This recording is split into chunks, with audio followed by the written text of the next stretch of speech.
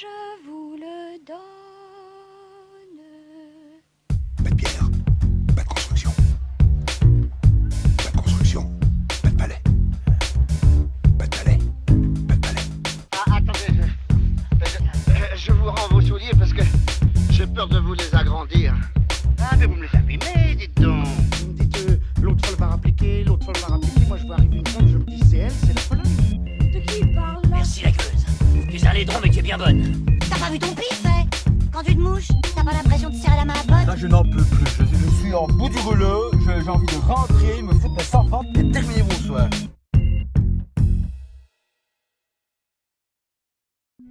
Bien le bonjour, bien le bonsoir. Aujourd'hui, émission spéciale hors série spéciale Bong Joon-ho. Et pour m'accompagner, pile en face de moi sur cette table virtuelle, voix connue et reconnue, fondatrice et animatrice vedette du podcast Bobincast, Alice. Hello, comment ça va? Hello, ça va très bien. Ça faisait longtemps que j'avais pas fait de podcast, ça fait du bien de revenir. Eh ben ouais, on change pas, toujours à la même place. Je suis passée de l'autre côté, cette fois je te laisse le micro. De part et d'autre de la table, Céline et Nico, nos Canadiens fondateurs d'une bibliothèque de podcasts dont l'ASP, la Préséance Podcast et Ciné Club Rétro entre autres. Eh bien comment ils vont en cette matinée, pour le coup très matinale pour vous? Eh ben ça va bien, merci beaucoup. Ça va super, merci pour l'invitation, ça fait plaisir d'être là. Avec grand plaisir, merci à vous. Dispositif particulier donc, puisqu'en plus de nous j'ai convié Sook, une ressortissante coréenne, professeure à l'école coréenne de Cholet, pour nous immerger dans l'état d'esprit du pays, de la Corée, tout au long de la carrière de Bong Joon-ho. Ces interventions seront donc distillées tout au long de l'émission. Donc Bong Joon-ho, né en 1969 en Corée du Sud, 16 ans après la guerre de Corée. Et j'ai demandé donc à Sook comment était le pays à ce moment-là. Ah bah oui, la guerre de Corée, c'est vraiment... on a fait la guerre avec nos frères. Donc il y avait beaucoup de familles qui étaient séparées. On était déjà dévastés par la fin de la Deuxième Guerre mondiale. Mais après, on a éclaté quelques peu d'années après entre Corée du Nord et Corée du Sud, mais on était en pauvreté totale. Le Sud un peu mieux parce qu'on collaborait avec les États-Unis, parce que le Sud était gouverné par les États-Unis et puis le Nord c'était Russie, Staline. Après ils ont associé avec la Chine. Mais je vous avoue, jusqu'à les années 55. On était dans un pays très pauvre. Encore jusqu'à 77, moi j'étais à l'université. À 74, je suis entrée à l'université. Et je pensais que notre pays était bien parce qu'on mangeait 3 repas, je pensais. Mais apparemment, encore à l'époque, on était un des plus pauvres pays de planète. Et donc en 2003, Bong Joon-ho revient pour son second long métrage avec Memories of Murder, inspiré de l'histoire vraie des premiers meurtres et du premier tueur en série de l'histoire de la Corée, ayant eu lieu en 1986 et 1991. L'histoire de Memories of Murder, elle est inspirée de ce fait réel, qui se sont donc déroulés sur cette période-là. Un tueur en série qui va violer et assassiner 10 femmes dans un rayon de 2 km. Plus de 3000 suspects ont été interrogés. Et finalement, plus de 300 000 policiers ont été mobilisés sur l'intégralité de l'enquête. En 89, la police arrête un suspect de 22 ans, il est incarcéré et torturé, il finit par avouer, condamné à la détention à perpétuité, sauf que lors de l'exécution de sa peine, 5 nouveaux crimes se produisent en 90, et le suspect revient sur ses aveux et finit par être libéré en 2009. L'affaire se tasse par la suite, mais ressurgit en septembre 2019. Les autorités coréennes annoncent l'identification d'un suspect, un homme de 56 ans qui est emprisonné depuis 1994. L'ADN de cet individu correspond à celui qui a été retrouvé sur l'un des vêtements de la 9e victime, mais le 1er octobre 2019, il est annoncé que cet homme a avoué non seulement avoir commis les meurtres dont il était suspecté, mais également 3 autres homicides. L'histoire prend donc fin. Enfin, une enquête de plus de 30 ans. J'ai donc successivement demandé à Sook comment se trouvait la Corée en 2003 et également en 2019 lors de l'élucidation de cette affaire. Bah, écoutez, moi j'ai quitté la Corée en 1997. Et que moi, après mes études en France, j'ai débuté travailler en 1986. Donc je suis plein là-dedans. Et donc je ne peux pas vous dire que toute la Corée comment était parce que j'avais un métier assez spécial. J'étais professeur à l'université, donc c'est une classe assez privilégiée. Je ne connaissais pas toute la misère. On ne mélangeait pas trop, la société n'était pas encore trop mélangée. Mais je savais que les gens qui n'avaient pas trop de moyens, qui avaient beaucoup de rancune pour les gens qui avaient de moyens. Et d'où la raison pour laquelle la criminalité était très très augmentée. Les gens qui n'avaient pas de moyens dès la naissance, c'est vraiment, ils n'avaient pas le moyen pour surmonter. Et c'est la raison pour laquelle je crois qu'il y avait beaucoup de criminels. Et ce film-là, c'était d'un malade, c'est un psychopathe qui tuait des femmes, des jeunes aussi. Et c'était encore autre chose, mais souvent, c'est des gens qui sont non éduqués, qui se montraient leur colère. D'ailleurs, le film, je vais voir, compte 60 km de sud-ouest de Séoul, donc c'est-à-dire à la campagne un peu, à l'époque pas très développée, et pas beaucoup de surveillance ou éclairée, ça. Donc les criminalités quand même, il avait l'aisance de se produire ce genre de choses-là. Et bien évidemment, on a souffert pendant longtemps. Donc, puis il y avait beaucoup de policiers haut gradés qui ont quitté leur travail et sanctionnés aussi. Maintenant en Corée, il y a, comment on l'appelle, CCTV, ça veut dire caméra surveillance. Il y en a tous les, je dirais, à Séoul, quelque chose comme ça, dans les grandes villes, à peu près tous les 100 mètres. On voit partout. Quand il y a il y a le voleur qui a volé dans la boutique, le police arrive déjà très rapidement, 5 minutes, et puis il vérifie toutes les caméras sur. Il trace le chemin de fuite, oui. Donc je crois que ça vient de ce genre d'époque, de peur au ventre. Okay. Et donc, on en pense quoi de Memories of Murder ? Alors, moi je l'ai découvert sur le tard et j'ai eu un peu de mal à me mettre dedans, sachant que je connaissais déjà l'histoire parce que j'avais vu bien avant Zodiac de David Fincher, et du coup j'étais en mode ok, en fait je connais, j'ai l'impression de voir un Reddit. Ceci dit, le film est bon. Je me demande si même David Fincher ne s'est pas inspiré de Memories of Murder pour nous pondre Seven, puisqu'on retrouve un peu cette crasse, le film il est toujours un peu, c'est la nuit, il pleut. Enfin voilà. Donc, Memories of Murder, moi je trouve que c'est le départ de ce que va être le cheval de bataille de Bong Joon-ho, c'est-à-dire critique de la société coréenne, même si ça peut s'appliquer à d'autres pays, faut pas se voiler la face, mais autre que l'histoire en fait du tueur, j'ai surtout aimé moi l'histoire du personnage principal, le policier qui est super sûr de lui, qui résout les enquêtes, qui fait confiance à son instinct, et au fur et à mesure du film, on trouve un premier suspect, se dit c'est sûr, c'est lui, y a pas de doute et tout, et en fait, non. Il en trouve un deuxième, ok c'est toi, il n'y a pas de problème, c'est toi et tout. Toujours pas. Et en fait tu vois finalement ses convictions s'étioler et tu te dis bon, en fait je suis plus sûre de rien. Et à la fin, où il attrape potentiellement le vrai meurtrier et qui lui dit dans les yeux dis-moi que c'est toi ou dis-moi que c'est pas toi, et en fait même lui c'est même plus. Vraiment ces personnages-là qui arrivent tout confiants sur cette affaire et qui au final se retrouvent à la fin en mode mais qui sait ? Je trouve ça beaucoup plus intéressant finalement que l'histoire en elle-même que moi, malheureusement, j'avais déjà vu ailleurs. Mais le film est juste génial en soi. Il y a aussi, c'est un peu abordé, mais un peu cette corruption du fait de... il faut qu'on montre que nous sommes à la hauteur parce que c'est très coréen, ça montrait que... le fait de mal faire les choses, en fait, n'est pas programmé chez eux. Il faut toujours bien faire. Il faut que tu arrives à un résultat. Que ce soit le bon meurtrier ou non, il faut que tu arrives à quelque chose. Et c'est vraiment dans leur façon de faire. Et du coup, tu te dis, finalement, il y a de la corruption parce qu'il faut montrer devant les caméras, il faut montrer aux journalistes que nous sommes bons, que nous sommes compétents. Et voilà. Et c'est un petit peu abordé dans Memories of Murder et ça sera... abordé un peu plus tard dans ses autres films. Effectivement, il y a vraiment beaucoup d'éléments, moi je trouve, qui sont montrés dans Memories of Murder. Il y a donc toute l'enquête policière, assez sordide parce que c'est une enquête qui dure depuis très longtemps. C'est aussi tous les dead ends que vont rencontrer les policiers, la population, de se retrouver aussi face à quelqu'un qui est inarrêtable. Donc comme tu disais Alice, ce côté aussi de dire il faut absolument trouver quelqu'un, c'est quelque chose qui ressort beaucoup dans les enquêtes policières qui durent longtemps. C'est au bout d'un moment cette résignation et ce besoin de se dire on a trouvé, on va pouvoir mettre un terme à l'affaire, on va pouvoir la classer parce que on peut plus continuer à avancer, continuer à chercher. On est épuisé, il y a besoin de trouver quelqu'un pour se rassurer. Et justement, là, il n'y a pas du tout ce côté de on pourra être rassuré parce que on finit avec l'idée qu'elle est toujours libre et on ne sait pas ce qui va arriver et ce qu'il va pouvoir faire. Donc il y a un peu cette épée de Damoclès en plus qui arrive sur la population, de se dire peut-être qu'il n'a pas fait de crime depuis 1994,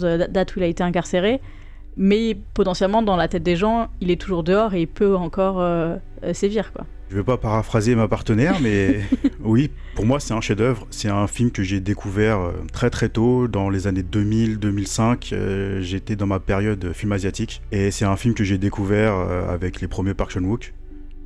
Donc c'est tout de suite devenu un très grand film pour moi.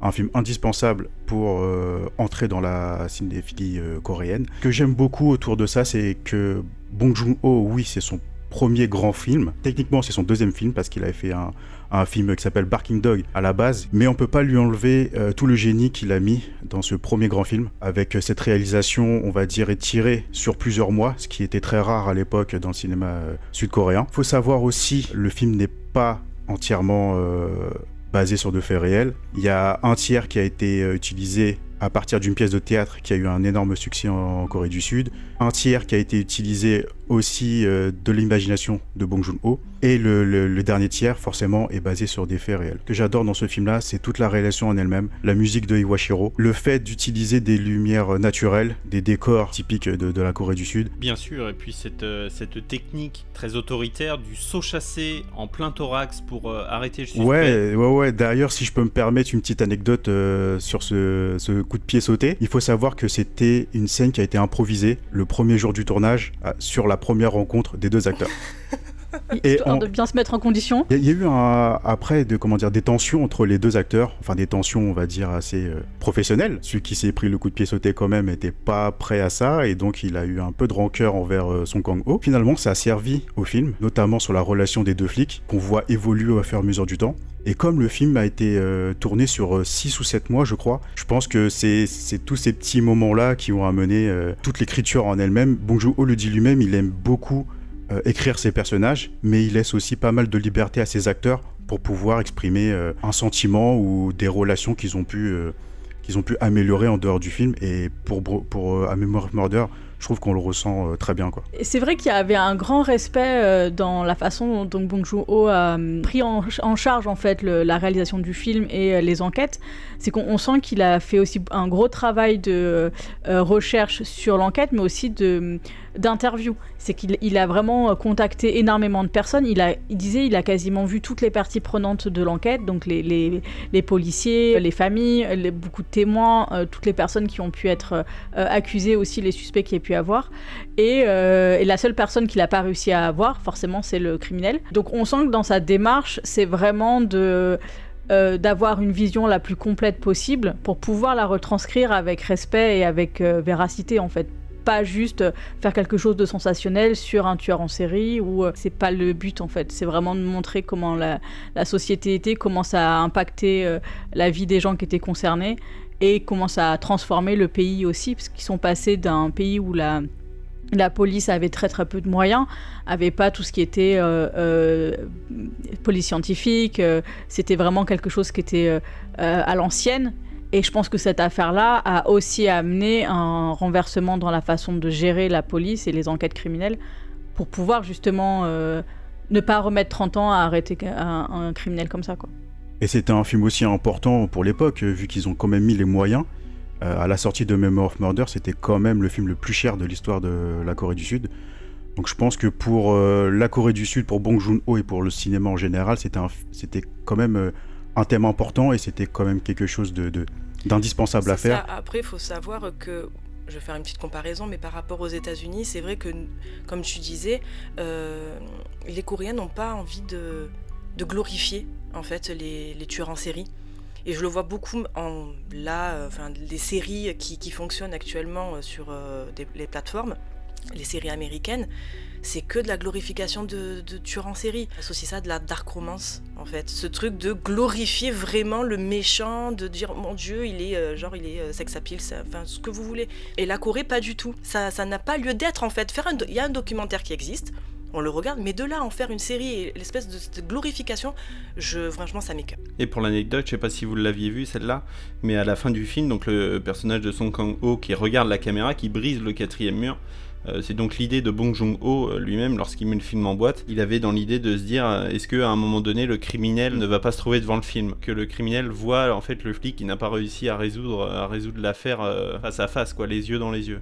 Ça, c'est magistral, ça. Et puis, c'est un peu comme le film de Fincher, Zodiac, à la fin, où ils reçoivent un message du tueur en disant que un jour vous allez faire un film sur moi. Et je trouve que les deux fins, c'est énorme. Juste les deux fins sont complètement différentes dans l'idée, mais le fait de briser le 4e mur, ça on l'avait dit ici dans notre épisode, moi c'est un truc qui peut me sortir du film. Mais dans ce contexte-là, en fait, briser le 4e mur, à la fin du film, avec une magnifique musique de Iwashiro en fond, moi ça m'a fait dresser les poils et j'avais les mains sur la tête carrément à la fin. Je me suis dit putain, mais quel génie, quoi. Puis ça montre tellement bien la résignation, en fait. C'est vraiment de se dire mais je l'ai pas eu, j'aurais pu l'avoir. En fait, je serais arrivée 2 jours avant, ou je sais plus combien de temps le tueur était passé juste avant. Et on aurait pu relancer la machine, en fait, relancer l'enquête, avoir des preuves, avoir des indices pour pouvoir avancer et l'arrêter. Il y a vraiment ce côté de, c'est à un jour près, c'est à une preuve près, c'est à un indice près qu'on peut arrêter le serial killer ou pas, en fait. 다들 비 오는 밤에 살해됐다고요. 여시 풀어줘. 범인 아니야. 다 잡아 제발. 누가 뭔데 이 새끼야.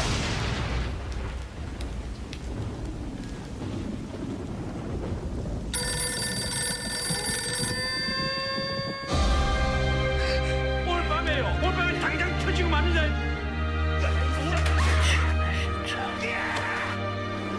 목격자가 있나? 어떤 증거가 있나? 있어야 뭘 하지. 하여튼 난 안 당해. 절대 안 당해.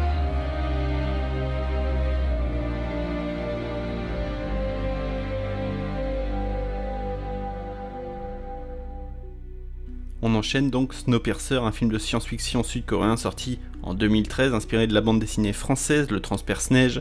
C'est le premier long métrage en anglais du réalisateur. En 2010, l'écriture du projet démarre, il achève le scénario par la suite avec Park Chan-wook. Il aura mis 4 ans pour développer le projet, il aura fallu 3 ans de plus pour le produire. Snowpiercer donc sort ensuite en 2013, en août 2013 en Corée du Sud, mais 10 jours avant sa sortie, le film est en tête des ventes des billets grâce aux réservations par internet. Il totalise 3 millions de spectateurs à la fin de la première semaine et dépasse les 9 millions à la fin du mois d'octobre. On en pense quoi de Snowpiercer ? Alors moi, Snowpiercer, c'est un film que j'avais beaucoup aimé à sa sortie. Contrairement à la majorité des films de Bong Joon-ho, qui pour moi prend une autre dimension, on va dire plus à chaque visionnage, Snowpiercer, en fait, j'y vois un peu plus de défauts. Peut-être par rapport à l'américanisation du film, mais ça reste moi je trouve que ça reste un très bon cru quand même. Moi, le concept, je l'aime énormément. J'ai jamais lu la bande dessinée, j'ai voulu la lire avant d'enregistrer le podcast, mais je l'ai pas trouvé. Je trouve que le concept, il est pas jusqu'au boutiste de la part de Bong Joon-ho. Je trouve qu'il va pas assez frontalement dans le concept. Ça reste un très très bon film de Bong Joon-ho. Moi, je rejoins pas mal Nico. Il y a effectivement beaucoup de choses que j'aime beaucoup, et notamment le principe du train au départ, en fait, qui est un peu la dystopie des derniers survivants sur la planète. Toute cette partie-là, je trouve qu'elle fonctionne super bien. Moi, j'ai eu du mal, quand je l'ai vu la première fois, à identifier que c'était Bong Joon-ho, en fait. C'est-à-dire que je retrouvais pas forcément tout, et notamment là, avec les derniers visionnages, et avec le fait qu'on ait revu beaucoup de sa filmographie et de très très grands films, j'y retrouve un petit peu plus de subtilité que j'ai, parce que justement, le reste de sa filmographie est frais. Mais je trouve qu'effectivement, il y a beaucoup de choses où... il n'y a pas sa patte aussi forte, en fait. Et notamment, moi, ce qui m'a le plus un peu dérangé, c'est les personnages, les enjeux des personnages. C'est-à-dire que, pour refaire un mini aparté sur Memories of Murder dont on vient de parler, on voit que ces personnages-là ont une évolution super forte, et en même temps, c'est-à-dire qu'ils vont aller d'un point A à un point B très éloigné, mais en même temps, l'évolution elle-même au fil de la narration, elle est assez subtile. C'est-à-dire que c'est pas quelque chose où on va voir un gap dans la narration, on va vraiment voir l'évolution au fil des années. Il manque un vrai enjeu pour les personnages et une vraie évolution. C'est-à-dire qu'à partir du moment où ils partent du wagon de fin au moment où ils arrivent, il n'y a pas vraiment de changement dans leur personnalité, dans leur façon de voir justement leur quête. Et puis pour moi, c'est les enjeux en fait. C'est-à-dire que les personnages qui vivent ou qui meurent, au final, il n'y a pas trop de tension de ce côté-là. Alors moi, la différence, c'est le premier Bong Joon-ho que j'ai vu sans savoir que c'était lui. Je vois un film américain, je fais ok, je vois ça, et en fait, moi j'ai adoré ce film, vraiment. Je l'ai revu là pour le podcast, mais sinon, le film était frais dans ma tête, mais vraiment. Alors je suis d'accord avec toi au niveau du traitement des personnages, c'est-à-dire que depuis que je regarde des dramas, pour ceux qui les regardent, en général, tu as une saison, 16 épisodes. Tu peux réduire, y a pas de problème. Sauf que l'intérêt est de développer tes personnages. Et effectivement, dans Snowpiercer, ça pêche un peu. À part la fin, donc la révélation au personnage principal du pourquoi, du comment, tu es en mode, d'accord, c'est du déjà vu, on va y faire très vite une association Neo dans Matrix. Tiens. Je suis arrivée à le placer, trop contente. Il se passe quelque chose, tu sens que quelque chose n'est pas normal, tu veux te rebeller contre ça, ok. Tu te rebelles et tu arrives au boss final et le boss final te dit « Mais mec, t'as pas compris, en fait tout ça est organisé. » Ah, bon, et qu'est-ce qu'on fait après ? Donc pour moi, du déjà vu en termes de personnages.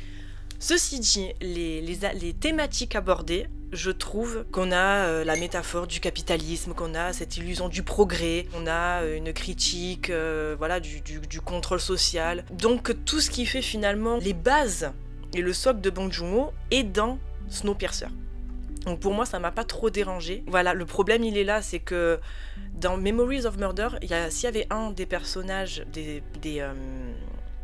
policiers, s'il y en avait un qui était mort, j'aurais été en mode « Ah ben non, ah ben merde !» Et un qui se fait amputer la jambe, je suis en mode « Mais non !» Genre j'étais vraiment peinée pour lui. Alors que là, ils se font tuer, je suis en mode « Ok, vas-y, avance en fait dans ton train, vas-y. » Mais par contre, la fin, moi, je suis un peu... je sais pas quoi en penser de cette fin. Que ça soit, on en parlera après, mais avec Parasite, je suis en mode « Ok, tu veux sortir de la classe dont t'as mis, où tu es, et après ouais. Quelle est la solution que tu nous apportes ? Tu vois, est-ce que tu as une idée de comment renverser tout ça ? Est-ce que y a quelque chose à faire pour sortir de cette misère-là ? Est-ce que, tu vois, j'aurais aimé qu'il m'apporte un début de réponse, sans pour autant me faire tout un laïus, mais voilà, à la fin, tu fais ok, tu as pété un train, et après, comment on vit maintenant ?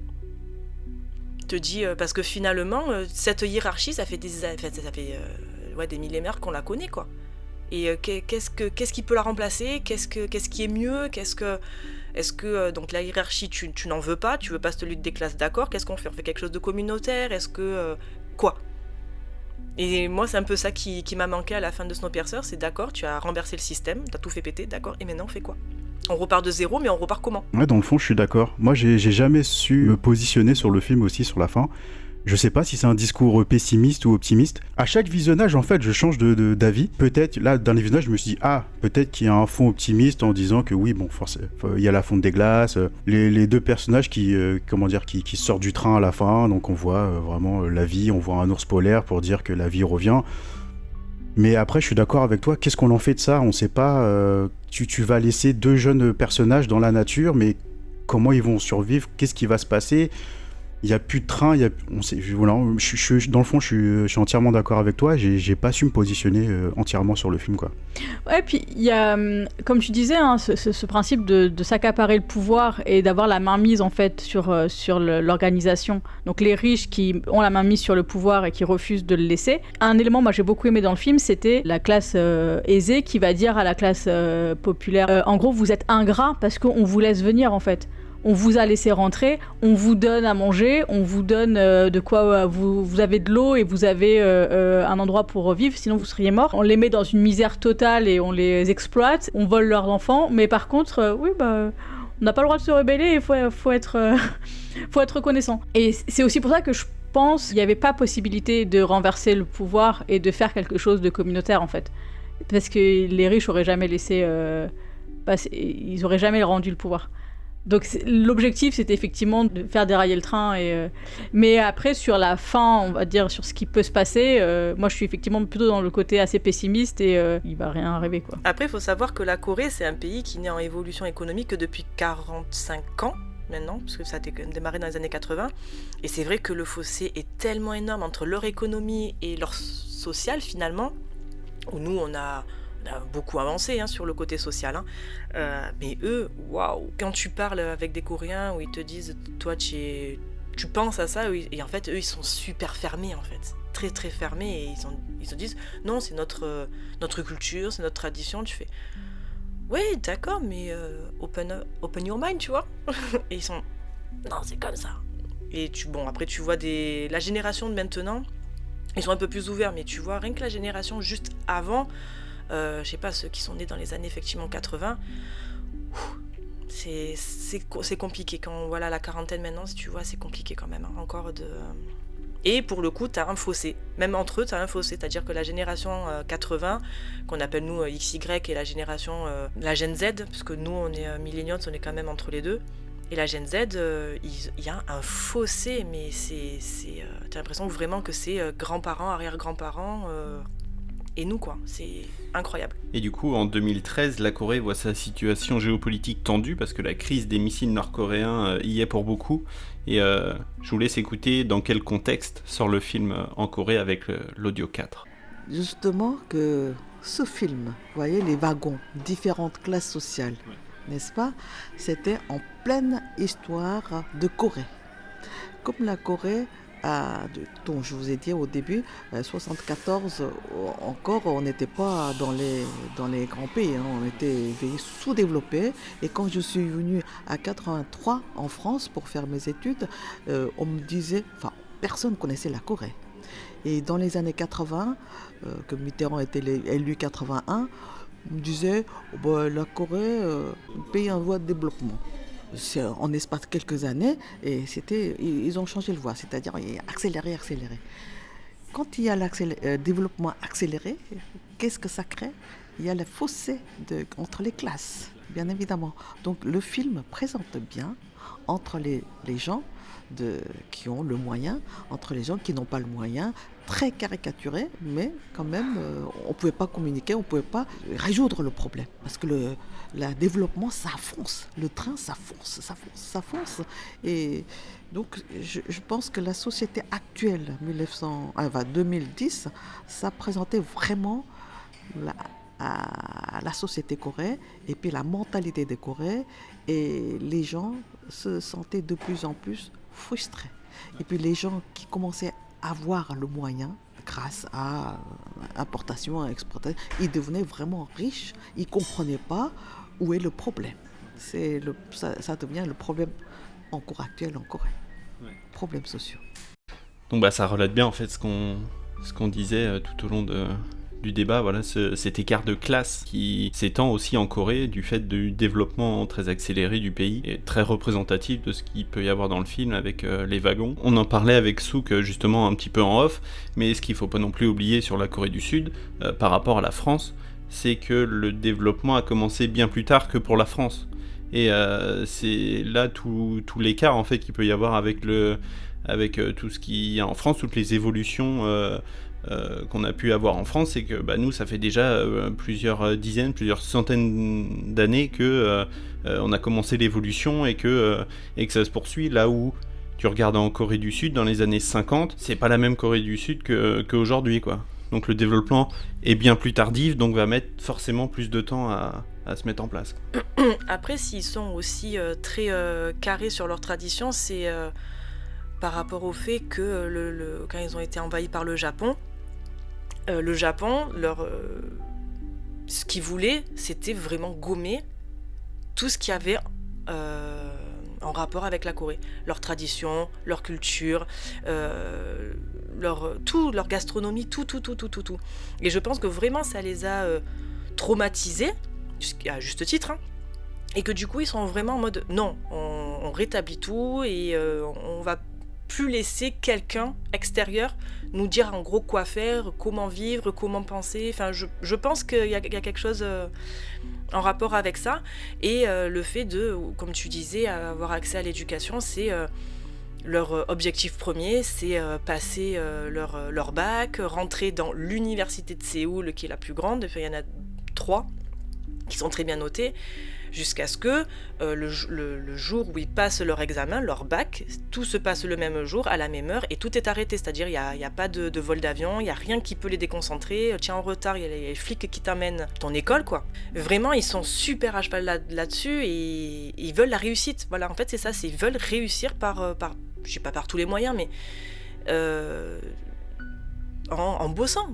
Et vraiment, c'est un pays de bosseurs. C'est-à-dire, ils ont ce truc, ce culte du pali-pali, en fait. Vite, il faut qu'on remonte notre économie parce que nous sommes à la traîne. Et finalement, comme tu disais, c'est l'un des plus gros exportateurs d'Asie. Et nous, à la différence, on est plus dans cette optique-là de... il faut absolument que tu aies ton bac, parce que si tu n'as pas ton bac, tu ne trouveras pas de travail, ou tu ne feras pas de grandes études ou quoi. Non, parce que maintenant, tout ce qui est... On a compris maintenant que les travails manuels amènent à avoir une bonne situation, où tu vas être salarié pendant un moment, où après tu vas créer ta boîte, et tu vas la faire évoluer, prospérer. Donc nous, on a un cheminement complètement différent, parce qu'on a compris, bien ou à tort, hein, que finalement les grandes études ne menaient pas finalement à avoir un métier stable et très rémunéré. Ce que eux pensent encore vraiment. Pour corréler ce que tu disais Alice et avec ce que me disait Souk, c'est que, et ce que j'ai pu lire aussi justement par rapport au film, c'est que donc lors de la production du Transperce-Neige dans les années 2010-2011, en fait Bong Joon-ho a fait travailler donc des équipes coréennes avec des équipes américaines. Justement, ils se sont réunis, je crois que c'était en République tchèque, je crois, le tournage. Les membres de l'équipe sud-coréenne ont été hyper surpris des règles qui étaient instaurées par les Américains, à savoir, on bosse pas toute la nuit, vous avez des heures, vous avez même droit à des repos, vous avez le droit à être payé tant, etc., etc. Ce qui n'était pas du tout, en fait, dans leur état d'esprit, eux, à l'époque. Et c'est dingue de se dire qu'en 2010, c'était comme ça, quoi. L'évolution, elle se ressent aussi dans le cinéma sud-coréen, tout simplement. Grâce à Bong Joon-ho, justement, et à Park Chan-wook, en fin 90, début 2000, qui ont fait accélérer le processus au niveau cinématographique en Corée du Sud. Parce qu'il faut savoir aussi que grâce à une loi qu'ils ont pu imposer pour le cinéma, ils ont instauré un quota pour que les cinémas coréens diffusent du cinéma de leur pays. Et c'est grâce à ça que des Bong Joon-ho, des Park Chan-wook, des Kim Ji-woon ou d'autres ont pu naître, et c'est aussi pour ça que le cinéma a pu s'exporter. Là, c'est tout récent aussi, ça fait à peine 20 ans que le cinéma coréen explose, et pourtant ça va à une vitesse, mais c'est dingue, quoi. Et je pense que le pays est vraiment dans ce truc à la Transperce-Neige, dans un train qui fonce, et pour les arrêter, il faut les détruire, quoi. Et je vais même rajouter autre chose, ne serait-ce qu'avec Memory of Murder, le fait de faire appel à un compositeur japonais, déjà c'était exceptionnel. Il faut savoir que la Corée s'est complètement fermée, non seulement au monde, mais surtout au Japon. Ils refusaient catégoriquement d'avoir des collaborations, ou même de s'ouvrir à la culture japonaise, de faire venir les Japonais chez eux, vu toute la misère qu'ils leur ont fait, et ça je le comprends. Ils se sont complètement fermés à ça, et Bong Joon-ho justement a amené une évolution aussi, un développement là-dessus, en faisant appel à Iwashiro pour Memory of Murder. Alors même si à la base il voulait Joe Hisaishi, il faut savoir aussi que c'était Joe Hisaishi qui voulait pour composer la musique de Memory of Murder. Donc pour ceux qui connaissent pas, c'est le compositeur de la majorité des films de Miyazaki et de Kitano. Donc voilà, ne serait-ce qu'un personnage comme ça qui est, on va dire, qui est lui-même américanisé, qui aime énormément la culture en dehors de son pays, lui en fait il s'en tape complètement de se dire moi je m'en fous qu'il soit japonais, qu'il soit autrichien ou n'importe quoi, moi je veux travailler avec des personnes avec qui j'ai envie. Et grâce à ce personnage-là, en fait, il a pu faire évoluer le cinéma dans le bon sens. Et pour faire le parallèle, Koreeda, au Japon, a rendu, entre guillemets, un peu l'appareil, où il a entièrement tourné un film en Corée du Sud, et il a pris Song Kang-ho dans son film. Donc on voit qu'avec des réalisateurs comme Bong Joon-ho et Koreeda, il y a quand même un développement qui se fait entre les deux, même si la majorité des deux pays en fait refusent catégoriquement de faire des liens avec la Corée du Sud et le Japon.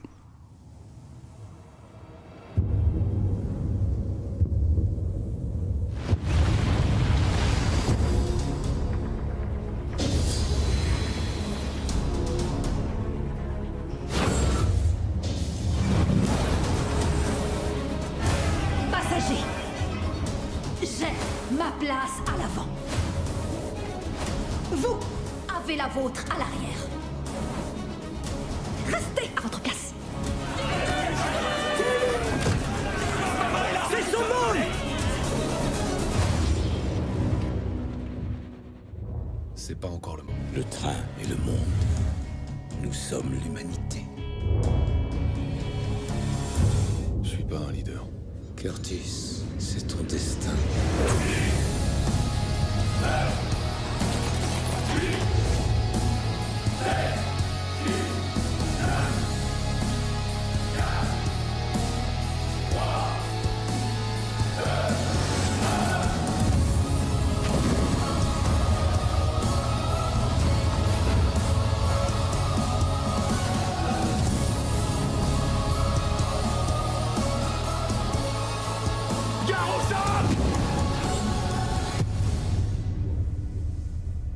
Parasite, maintenant, Palme d'Or du Festival de Cannes 2019. Et donc l'idée de Parasite est née en 2013 alors que Bong Joon-ho travaille sur Snowpiercer. Et après avoir terminé Snowpiercer, le cinéaste rédige un traitement de 15 pages pour la première moitié de Parasite et son assistant de production le transforme en 3 versions différentes. Et après avoir terminé Okja pour Netflix, Bong Joon-ho reprend le projet, termine le scénario et le tournage de Parasite débute en mai 2018 et s'achève 124 jours plus tard. Le film sort le 5 juin 2019 en France, 11 jours après avoir été récompensé de la Palme d'Or à Cannes. Il est diffusé dans 179 salles sur une exploitation exclusivement en version originale sous-titrée pour la première partie de son exploitation. Et sur cette première semaine complète d'exploitation, Parasite affiche plus de 376 000 spectateurs. Donc c'est un large succès qui permet au film de détendre sa distribution et l'excellente critique du public l'aide à entretenir justement cette carrière. Et le film franchit les 500 000 entrées en 10 jours. Il dépasse les 678 000 entrées de Snowpiercer au cours de sa 3e semaine d'exploitation, en faisant justement le plus grand succès coréen de tous les temps en France. Et à l'occasion de la fête du cinéma à la fin juin, Parasite franchit, après un mois d'exploitation, la barre du 1 million d'entrées. Et donc il continue à se maintenir dans les salles durant tout l'été, et les distributeurs mettent en chantier une version doublée du film en français, qui est proposée dans les salles dès le 31 juillet. Le film franchit la barre du 1,5 million d'entrées durant sa 11e semaine d'exploitation, avant de finir sur un cumul à 1 700 000 entrées en novembre 2019, après 23 semaines d'exploitation. Une carrière incroyable pour le film, d'autant que derrière il sera récompensé dans de nombreuses cérémonies, donc Festival de Cannes, Palme d'Or, ensuite il ira au Golden Globe, il ira aux Critics' Choice Awards, au BAFTA, aux Oscars évidemment, au César en France, meilleur film étranger, plein de récompenses, une pluie de récompenses pour Parasite. Vous savez, avant 2010, on parlait beaucoup de Kim Gi-dok, le metteur en scène coréen, vraiment c'est un très beau, oui, beaucoup de beaux films qu'il a fait. Il parlait de la Corée traditionnelle, la mentalité différente par rapport à la culture française. Et puis maintenant, de Bong Joon-ho, grâce à Bong Joon-ho ou à cause de Bong Joon-ho, on découvre la Corée bouillonnante. Effectivement, cette période-là, comme je vous ai dit tout à l'heure, avant ce film, c'est une société qui créait beaucoup d'inégalités, et puis criminalité montait.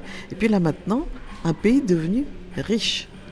Riche, mais sans la criminalité, peut-être ça apaise, parce que c'est un pays développé maintenant. Hein, on épaule, même, on ose épauler avec la France aussi, même en parlant seulement le chiffre économique. Et par contre, cette inégalité sociale n'est pas encore réparée. Et donc, je crois que Bong Joon-ho, il voulait montrer, bon d'ailleurs, c'est l'auteur, c'est lui qui a réalisé, que cette société, encore 10 ans après, ou 15 ans après, on n'arrive pas a trouvé société idéale, qu'il voulait donner le message. C'est exactement la Corée qu'il montrait de l'époque. Ça m'a choqué quand je l'ai vu, parce que je ne connaissais pas ce genre de milieu. Je dis, ça n'existe pas en Corée, ce genre de quartier, mais comment ça se fait que l'eau sale déborde et puis les gens y vivent sous-sol.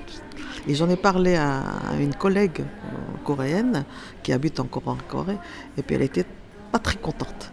En tant qu'intellectuel, que tu dois, même que ce n'était pas ton milieu, tu devais regarder ailleurs aussi, qu'il y a bien des gens qui vivent encore comme ça. Et tout l'été, inondé, et sous-sol. Et là, ça m'a fait penser.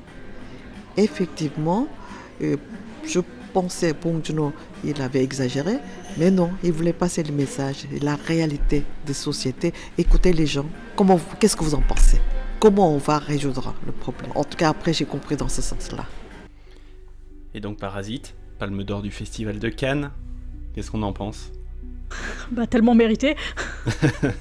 On est d'accord là-dessus. Comme tu l'as dit, je leur donnerais 10 des palmes pour ce film-là.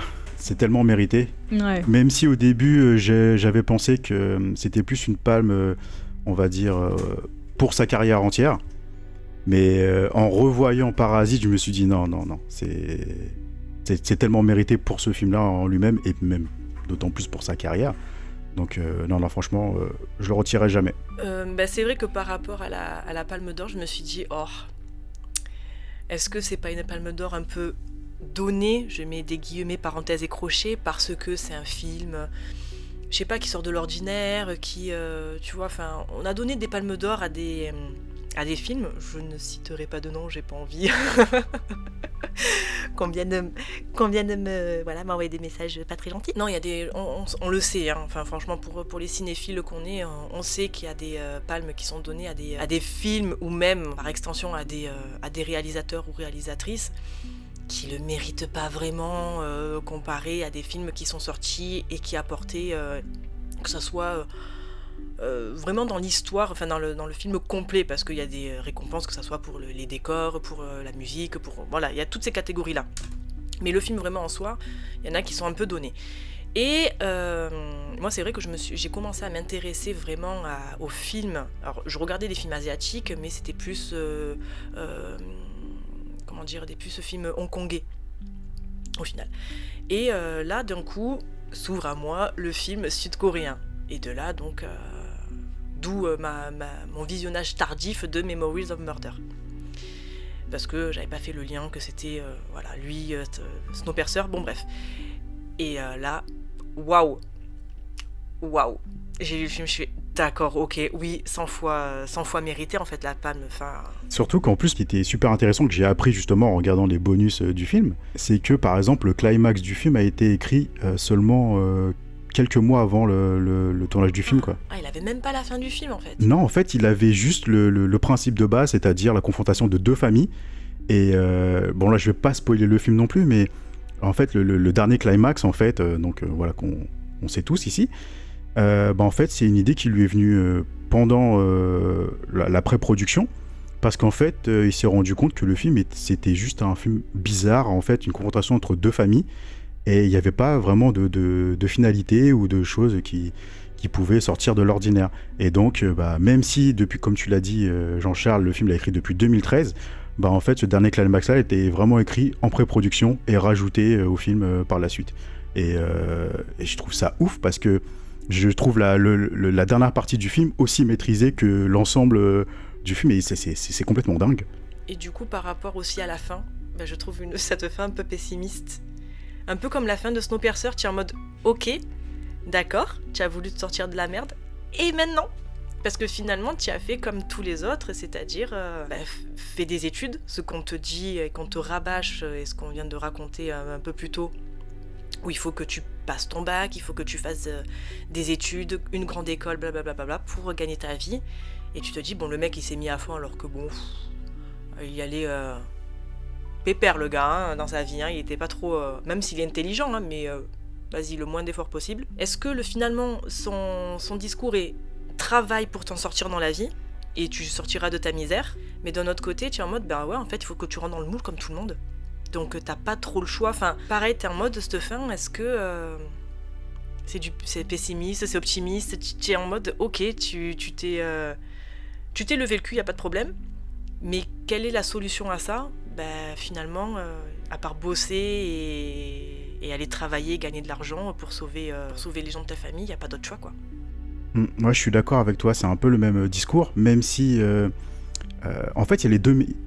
Ouais, en fait, à la fin, je trouve qu'il y a les deux messages. Il y a le message optimiste où, en fait, on te dit, oui, travaille, tu vas voir, comme la société coréenne, comme le train de Snowpiercer, tu verras, fonce, ça va y aller, tu vas monter super vite.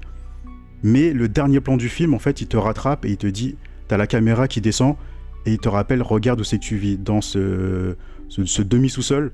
Et en fait, rappelle-toi que pendant le film, pour arriver à la maison qui est tout en haut, tu dois gravir les escaliers. Les escaliers d'ailleurs qu'on voit justement après le climax du film, où en fait on voit les personnages descendre sous la pluie jusqu'en bas pour montrer vraiment l'échelle sociale, quoi. De dire, regarde là, t'es en train de redescendre et t'as vu le chemin, comment il est long. Et le chemin que tu as fait pour redescendre, tu vas voir qu'il est aussi difficile et voire aussi long que... cette image-là, elle est vraiment forte de Bong Joon-ho. Et encore une fois, c'est pas voulu de sa part, même si il s'est dit, ouais, moi je le montre comme ça parce que c'est beau à montrer.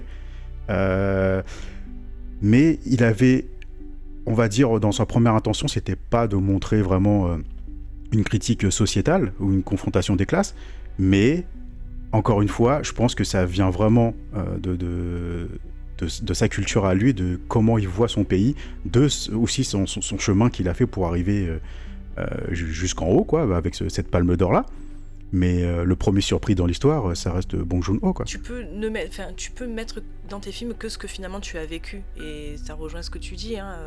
C'est peut-être sans faire exprès, en mode ok, toi tu fais ta critique de la société, mais tu es en mode non, pas vraiment en fait, mais c'est juste que je connais ça, et je connais que ça, parce que j'ai vécu là-dedans, et j'ai grandi avec ça. Ouais, puis c'est pas, comme il dit, il veut pas faire un cinéma protestataire en fait.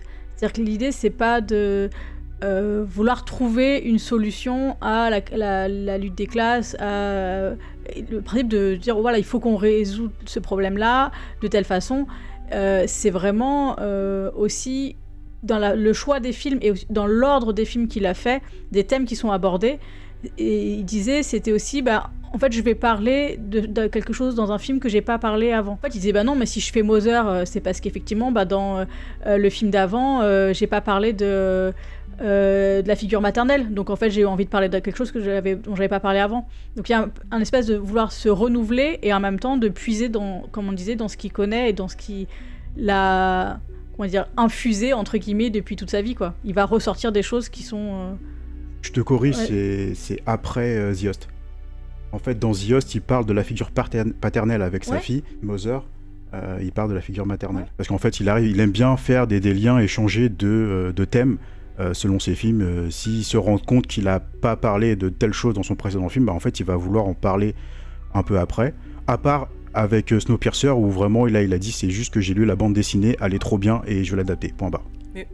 Mais moi, avec Mother, j'y ai vu aussi un rapport avec Memories of Murder, c'est-à-dire ce personnage qu'on accuse au début, et qui est le même personnage que dans Mother, et tu te dis, non, quand même, c'est pas lui. Regardez le film, vous le saurez. Ouais, exactement. Regardez Mother. Franchement, je suis restée sur le cul. Hein. J'ai vu le film, je suis waouh. Ouais. Il est dingue ce film, il est dingue. Moi, comme je dis, c'est le film qui me fait le plus réfléchir, quoi. J'avais pas fait effectivement la liaison avec Host, ouais. C'est la côté la figure paternelle et la figure maternelle après dans l'autre. Moi je revenais un peu sur la construction du film. Enfin, moi je l'avais pas revu depuis Cannes, je l'ai revu là pour l'occasion. Et c'est une maestria de réalisation, quoi. T'as une telle tension au climax du milieu du film en fait, au moment où tout le monde est à l'intérieur et où tout le monde sait pas trop ce qui se passe, sait pas trop qu'est-ce qu'il doit faire, etc. T'as un tel climax, une telle tension. Qui est instauré, qui est complètement dingue, quoi. Ouais. Et en plus, le climax, il est amené avec on va dire, le côté un peu décalage du cinéma coréen. Et j'étais pas prêt à ce climax-là. Je m'y attendais, mais pas du tout, quoi. Et c'est tellement fou de le ramener comme ça, de but en blanc, sur une scène complètement, j'allais dire presque anodine, où t'as une famille qui sont en train de profiter de la maison. Et t'as ce personnage qui vient se greffer derrière là, tu dis ok, mais tu me montres une scène où en fait tu profites juste d'un moment en famille où tu les vois en train de festoyer parce qu'ils ont réussi leur plan, mais derrière en fait tu me mets un chassé dans la gueule pour me dire non mais attends, reste là, le film il est pas fini, je vais t'amener autre chose. Ouais. Et c'est ouf. Ce qui me marque encore plus, c'est tout le parcours du film par rapport à moi, ce que j'en ai eu comme expérience, à savoir que le film est récompensé à Cannes, à savoir que voilà, quand un film passe par Cannes, il est passé nulle part ailleurs avant, c'est vraiment une première mondiale et il est montré là-bas, et donc tu n'as pas grand chose à te mettre sous la dent, c'est-à-dire que quand tu vas à Cannes, moi j'ai eu la chance d'y aller, t'as un petit synopsis, avec un petit peu de chance t'as une petite image pour le film, mais c'est tout, t'en sais pas plus, et donc moi avec... ce truc que j'ai d'essayer de regarder au minimum les bandes annonces et d'essayer d'en voir vraiment très très peu, et ben en fait je suis allé découvrir le film 11 jours après sa Palme d'Or, ce qui est encore une fois un truc assez dingue d'avoir la Palme d'Or et quasiment directement après que le film sorte pour rester dans ce bouillonnement cannois. Et moi je découvre le film et je sais pas ce qui va se passer en fait. Enfin, je sais que c'est la Palme d'Or, je sais que c'est Bong Joon-ho, que le film est complètement détonnant, etc. Mais je sais pas où je vais, quoi. Je sais pas ce que je vais voir, etc. Et t'as ce truc, voilà, où t'as le gars qui se fait embaucher, puis en fait après il va embaucher un tel, puis il va embaucher un tel qui est de sa famille, etc. Et ils vont monter un plan comme ça et tout. Tu te dis mais waouh, mais où on va? Et t'arrives à un truc où tout le monde est embauché, tu te dis waouh, là c'est chaud. Et t'as encore ça, un climax qui revient avec l'ancienne servante qui revient et tu te dis mais qu'est-ce qu'elle vient faire là-dedans, etc. Et tu vois la pièce au sous-sol, tu fais mais waouh, attends, il y a trop de trucs là.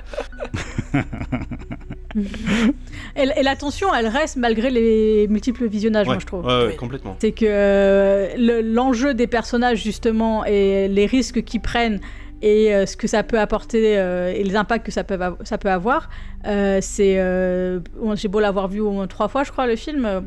Pareil, hein. Genre, on a la même tension, ça descend pas. Et c'est agréable, quoi. Moi, ce qui m'a surtout frappé, c'est au début, tu as le fils qui... son pote lui dit « Ah ben tiens, je connais une famille qui cherche un prof d'anglais, toi tu es bon, ouais ok ça va, j'y vais. Ah ben il cherche une autre nana, ah ok ben viens, je mets ma soeur. » Et en fait, ils vont au fur et à mesure rentrer jusqu'à ce que les parents disent « Bah en fait, lui vire-le, elle vire là. » Et en fait, c'est fou parce qu'à la base, il n'y a pas de plan. Ils se disent pas, il faut trouver... c'est pas une famille d'arnaqueurs à la base, comme on peut en voir dans des dramas. Hein. Mais, et là, ils se disent, bon, en fait, ouais, j'ai trouvé un boulot, ça me paye parce que ça doit me payer. Et puis voilà, ok, cool. Puis tu vois, plus ça va, plus ils s'incrustent dans cette famille jusqu'à en prendre le contrôle.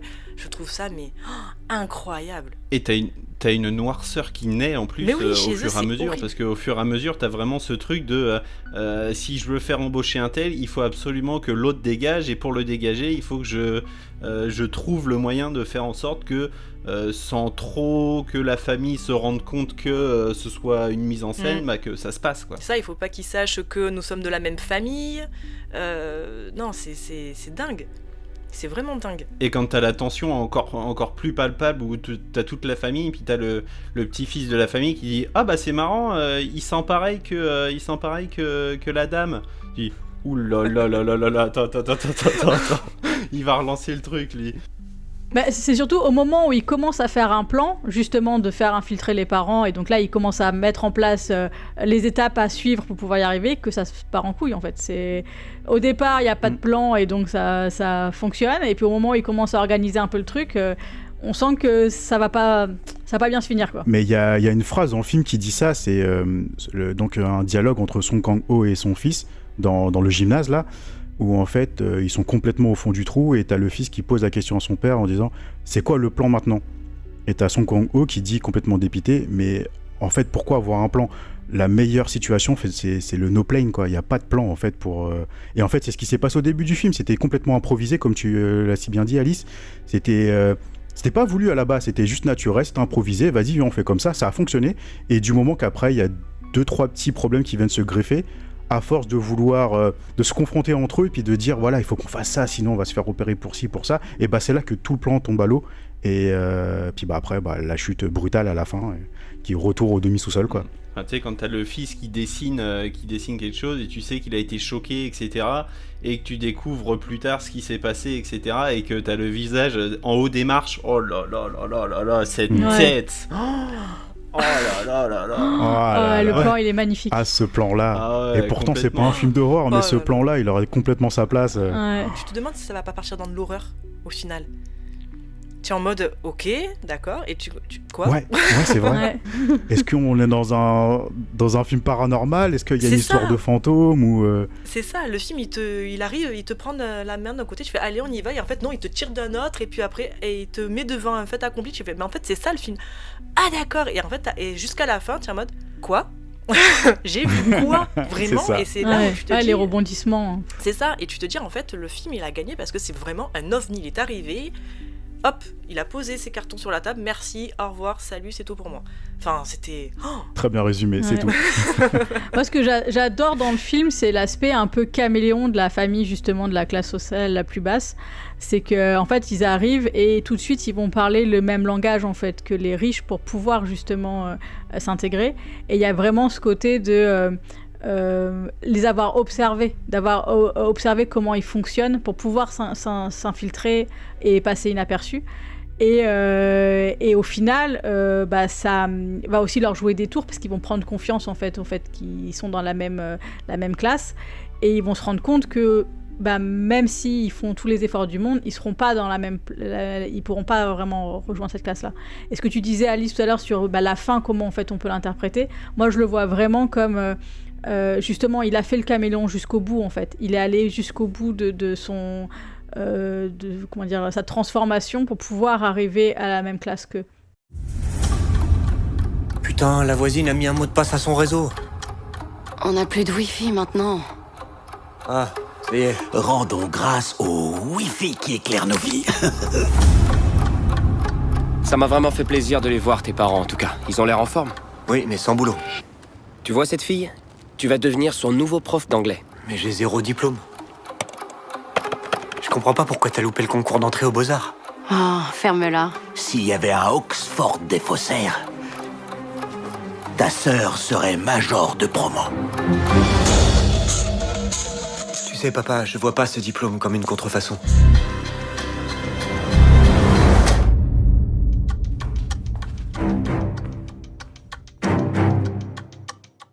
J'aimerais assister au cours. Is it okay with you?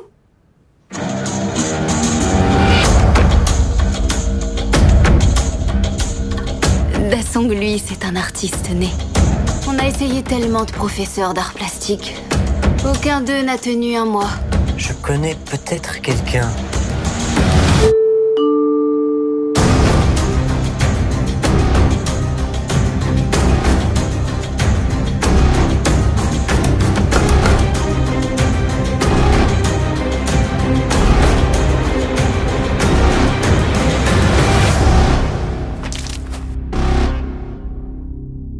Tu sais le plus bizarre dans tout ça ?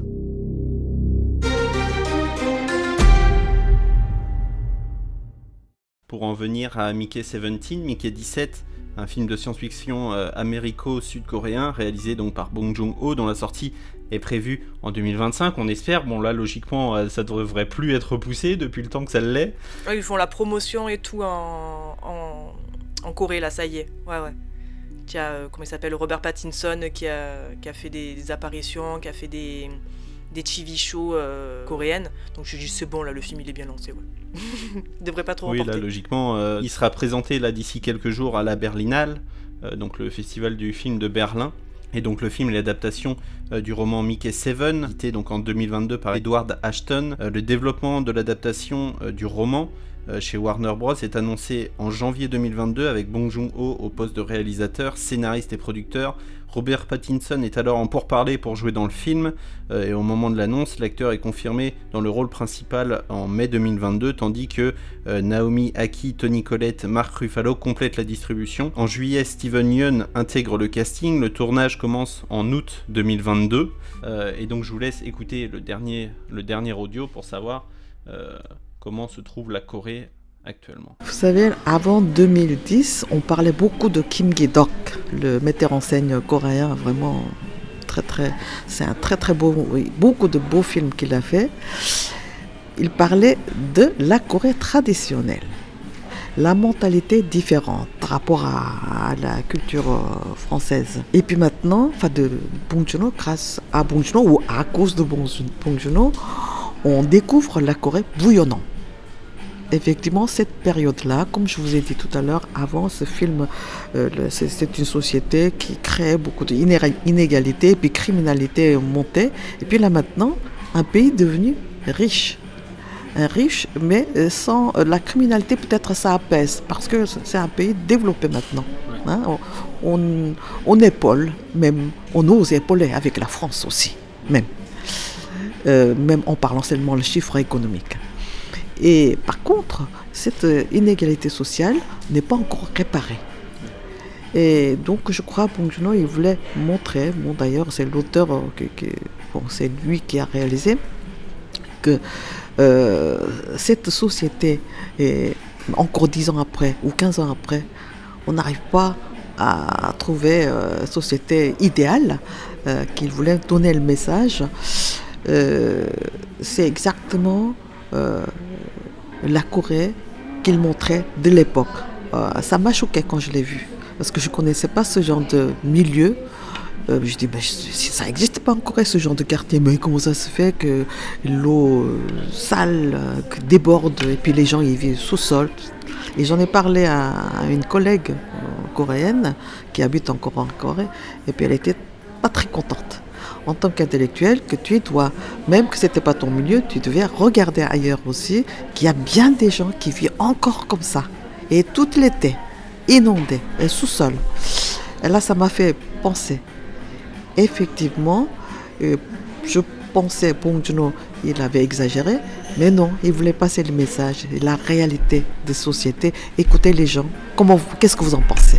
Comment on va résoudre le problème? En tout cas, après, j'ai compris dans ce sens-là. Et donc, Mickey 17 qui sort dans quelques jours, dans quelques semaines, qu'est-ce qu'on en attend? Énormément. Ouais, pareil. J'ai très hâte. Ouais, et puis là, je suis parti du principe de faire comme toi, Jean-Charles. Je n'ai rien vu du film. Et justement, quand la première bande-annonce est sortie, j'ai repensé à ce qu'on avait dit dans notre épisode. Je me suis dit, ne regarde rien. Je sais même pas de quoi ça parle le film. J'ai pas regardé ce film, je n'ai rien regardé. Et comme on l'avait dit, Bong Joon-ho, j'ai tellement confiance que je vais y aller les yeux fermés. Exactement.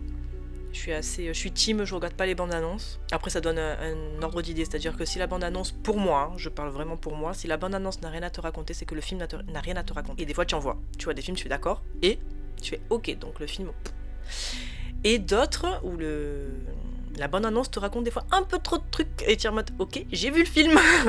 Bon, voilà, donc je suis team, je ne regarde pas les bandes annonces. Je me fie aux acteurs qu'il y a dedans, aux réalisateurs. Même des fois, là, juste à l'affiche. Des fois, à l'affiche, je me dis, ah tiens, ça a l'air sympa. Et je lis juste le synopsis, je fais, ok, allez, vas-y, on y va. Et là, bon, Bong Joon-ho, Robert Pattinson, ouais, let's go, quoi. Toni Collette. C'est bon, moi, tu la mets n'importe où, c'est bon, moi, j'achète. Hein. C'est clair. Exactement. Mais moi, j'adore le processus créatif de Bong Joon-ho, la façon dont il parle justement de comment il va créer ses films. Il y a énormément de storyboarding, en fait. Il va vraiment beaucoup dessiner, beaucoup amener en fait ce qu'il a en tête, et il expliquait. En fait, il voit quelque chose, il imagine la musique, des choses comme ça, et après il va écrire. C'est-à-dire que c'est pas, il a une idée de film, il va écrire, et après il a beaucoup cet aspect où il va dessiner son plan, il va savoir ce qu'il va mettre dedans, et il va écrire autour en fait des cases qu'il va dessiner pour pouvoir se créer après effectivement son scénario et tout. Donc il y a vraiment une façon de concevoir l'histoire, la narration, et en plus donc en parallèle le visuel, pour que tout soit bien léché jusqu'au bout, bien pensé partout et qu'il n'y ait pas de soucis. Et franchement moi j'adore. Ça me donne d'autant plus envie d'aller découvrir d'autres histoires qu'il peut raconter. Parfait. Et ben merci infiniment Céline, Nico et Alice de m'avoir accordé de votre temps pour parler d'un cinéaste qui, je pense que tout le monde l'a compris, on adore. tous les 4. Et merci à Souk pour les audios, c'était vraiment super intéressant. Merci à elle. Complètement. Merci beaucoup, et puis écoutez, je vous dis à très très vite, et puis on se reparle de Mickey 17 très bien. Merci à toi. Merci encore. Merci beaucoup pour l'invitation. Il y a quelqu'un? Non, il n'y a personne. Ah bon? Je vous l'avais dit que vous me le paieriez. Payeriez. Je vous l'avais dit. Désarmez-les et récupérez Nico. C'est pas moi. C'est qui alors? J'ai vu, je sais qui c'est, mais je dirai rien. Vous savez découper une sole, un loup, un turbo? J'ai des notions mécaniques. Bon, tout le monde règle sa montre. Mission, quelle heure est-elle? 14h12. Midi 5, parfait. Arrivée d'air chaud.